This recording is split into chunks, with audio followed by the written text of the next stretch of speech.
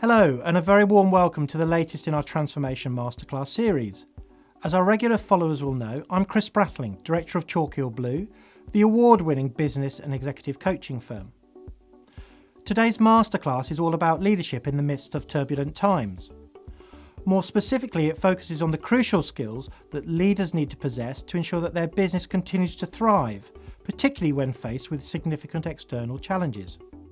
After spending time with a valued client this week and reviewing what can only be described as a stellar performance by his business, I was struck by his eagerness to play down his considerable successes and him reminding me that all boats rise with the tide. Despite his successes, my client was undoubtedly still wary of what lies ahead, with factors such as Brexit, global political and economic uncertainty looming large. His comments made me reflect and recall how the famous Harvard professor, Peter Drucker, came up with his all-powerful formula for surviving in turbulent times. I was left wondering how many leaders would really know how to adapt quickly if faced with more turbulent times in the near future.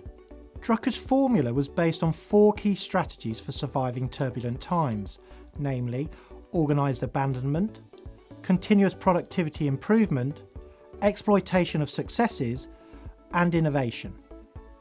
Drucker's strategy of abandonment was centred on the theory that only by abandoning the obsolete and unproductive activities in an organisation could that organisation survive. Drucker equally argued that abandonment and concentration are opposite sides of the same coin. In essence, only by abandoning unproductive and sidetracking activities could those executives increase their effectiveness by having more time to concentrate on result areas. Put another way, less is definitely more.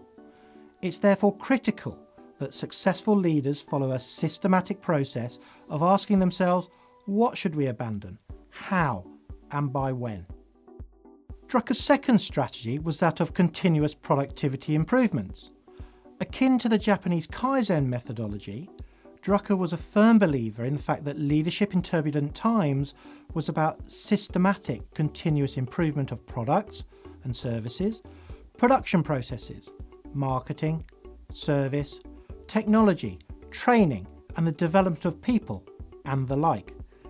Underpinned by robust benchmarking and measurement, the theory is that success gets sustained by cultivating the right efforts and by getting everyone in the organisation to do things a little better day in, day out. Drucker's third strategy was centred around organisations learning to exploit success. Drucker believed that by the time an organisation has doubled in size, the way it perceives and services its market is likely to have become inappropriate. In particular, the ways in which traditional leaders define and segment the market no longer reflect reality. They simply reflect history. Exploiting success therefore requires leaders to build an opportunity-focused organisation, as opposed to one focused on solving problems.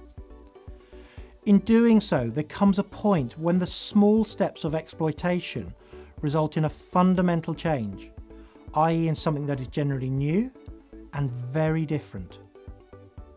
Drucker's fourth and final strategy of innovation was centred around his belief that innovative companies and leaders realise that they cannot simultaneously create the new and take care of what they already have. The maintenance of the present business is far too big a task for the people in it to have much time for creating the new, different business of tomorrow.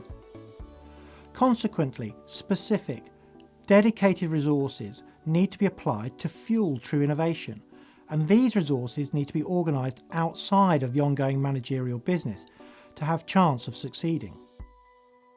Returning to my client's comments, and by way of conclusion, whilst Drucker's work was initially published many years ago, I can only conclude that it has great validity even today.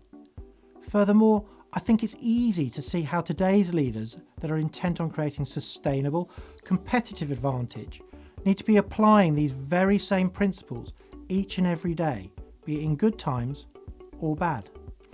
Thanks again for watching. If you've liked what you've seen and heard, please feel free to subscribe to our YouTube channel, share our content, and follow us on our various social media platforms.